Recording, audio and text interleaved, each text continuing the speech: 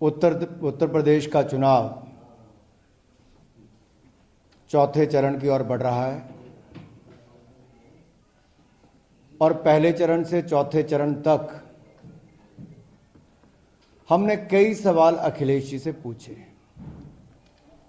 और हर सवाल पर अखिलेश यादव चुप रहे। पहली सूची समाजवादी पार्टी की बाहर आई। उम्मीदवार कम, उम्मीदों पर वार करने वाले ज्यादा नजर आए। जेल वाले, बेल वाले सपा की सूची में नजर आए।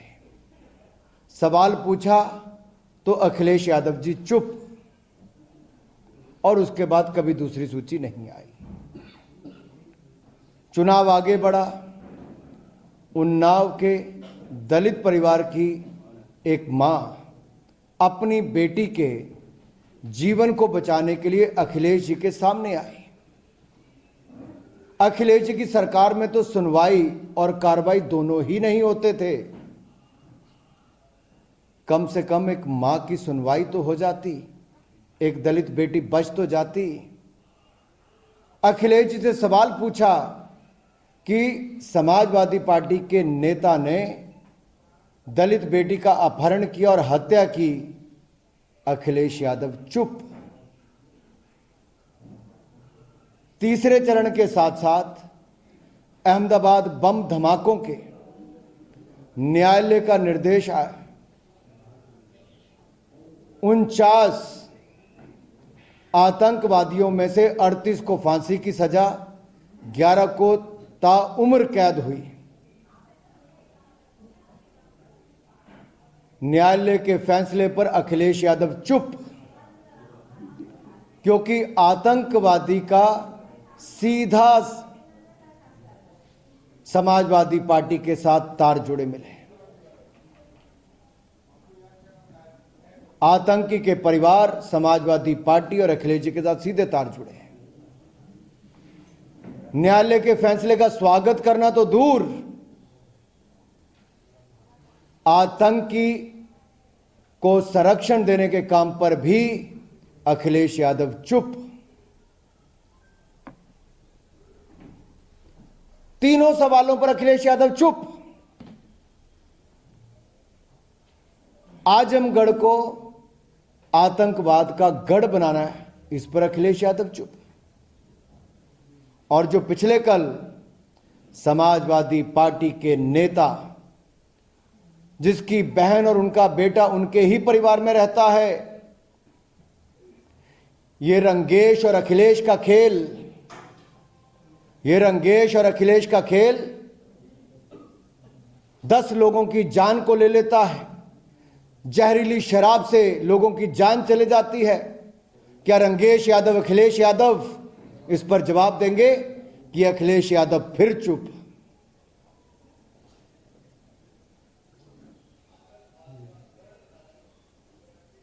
इनकी सरकार में इनकी पार्टी के ही लोगों ने, गुंडे हो, अपराधी हो, आतंकी हो या शराब बेचने वाले माफिया हो, निर्दोष लोगों की जान को लेने का काम किया है। लेकिन अखिलेश यादव फिर चुप। यह रंगेश अखिलेश का खेल यह देश के सामने एक बार फिर आया है।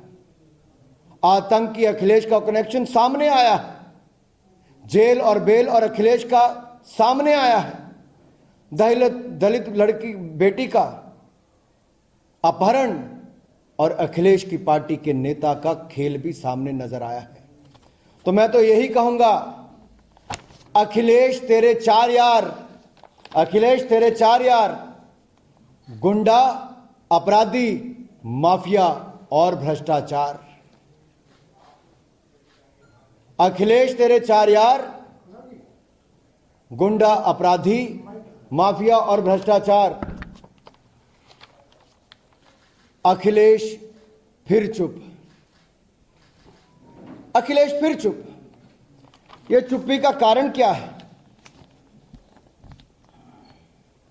क्या किसी सवाल का सीधा जवाब नहीं देंगे अखिलेश? क्या रंगेश और अखिलेश के खेल का जवाब नहीं देंगे अखिलेश? क्या आतंकी और अखिलेश के इस मेल का जवाब नहीं देंगे अखिलेश? क्या जेल और बेल का जवाब नहीं देंगे अखिलेश?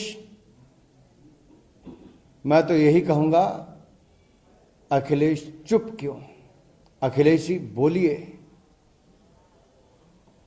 धन्यवाद।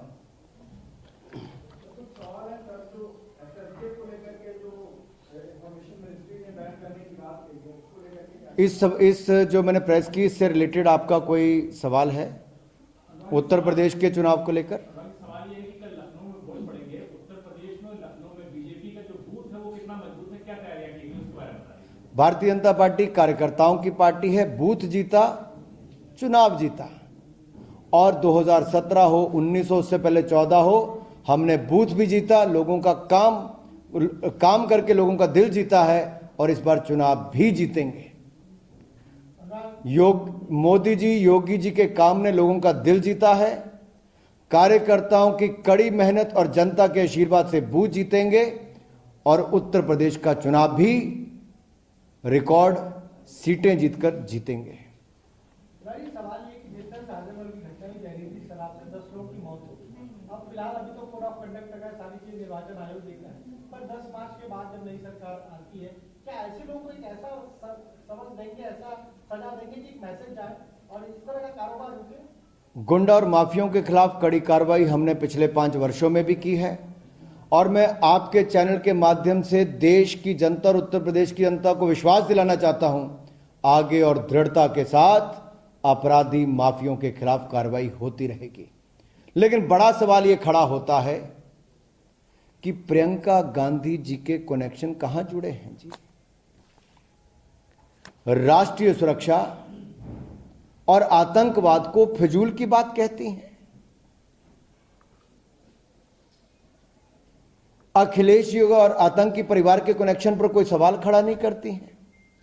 उन्नाव की दलित परिवार की बेटी की अपहरण और हत्या पर प्रियंका जी अखिलेश जी से सवाल खड़ा नहीं करती हैं जी। 10 लोगों की जहरीली शराब बेचने से मृत्यु हो गई, रंगेश अखिलेश से प्रियंका गांधी जी सवाल नहीं पूछती हैं। आखिरकार प्रियंका गांधी जी का इन माफियों के साथ क्या कनेक्शन है? प्रियंका गांधी जी बताएं, क्या मजबूरी है? लड़की हूं, लड़ सकती हूं, लेकिन सच बात नहीं कह सकती हूं। अयोध्या में मुख्यमंत्री जी ने सवाल सबसे पूछा है जनता से, क्या राम भक्तों पर गोली चलवाने वालों को वोट मिलेगा?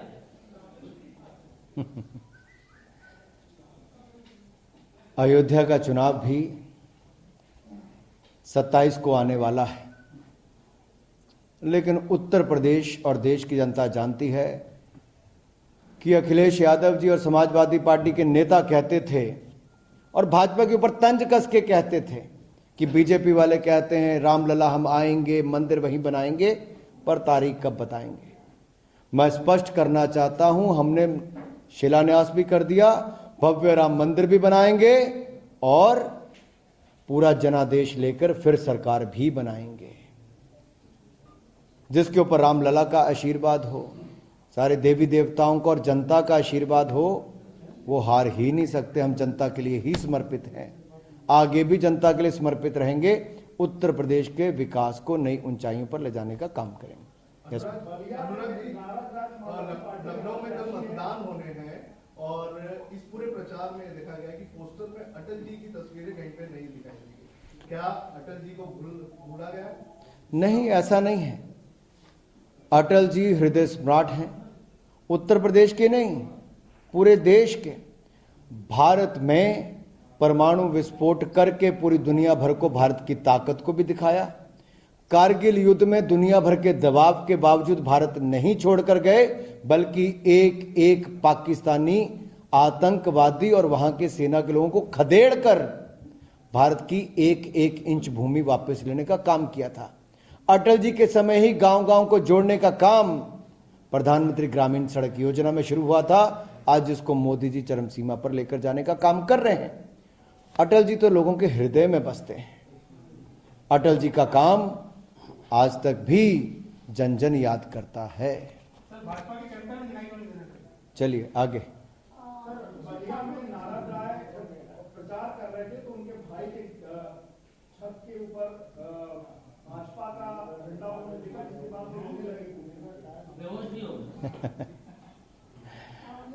देखिए, जो घटना की आप बात कर रहे हैं उस वीडियो को बहुत ध्यान से देखना चाहिए।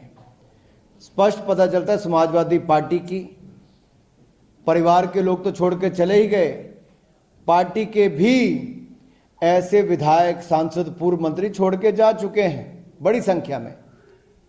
और ये बेहोशी का आलम क्या है, ये जमीन खिसकती जो सपा को नजर आती है उसके कारण होश भी उड़ गए हैं और बेहोश भी होने शुरू हो गए हैं। Mr. Thakur, the media is the lighthouse of democracy. What will your party do if it is re-elected and you have expressed confidence that you will be re-elected in UP? What will your party do to strengthen media freedom in UP? Bharatiya Janata party का देश में 7 वर्ष का कार्यकाल जो मोदी जी के नेतृत्व में और 5 वर्ष का प्रदेश में योगी जी के नेतृत्व में स्पष्ट तौर पर दिखाता है, जहां एक और हम जनता को सुरक्षित रखने का काम करते हैं, वहीं पर जन से जुड़े हुए मुद्दों को उठाने के लिए मीडिया जो काम करती है उसको भी खुला, स्वतंत्र उसी तरह से है, संरक्षण है। ऐसा नहीं है कि सपा की सरकार है और गुंडे, अपराधी मीडिया कर्मियों के ऊपर किसी का अपहरण करें, किसी की हत्या करें। मुझे लगता है दूसरी बात यह है, सबसे बड़ी बात यह है कि फ्रीडम ऑफ स्पीच, इसके हम पक्षधर आज से नहीं बहुत पहले से रहे।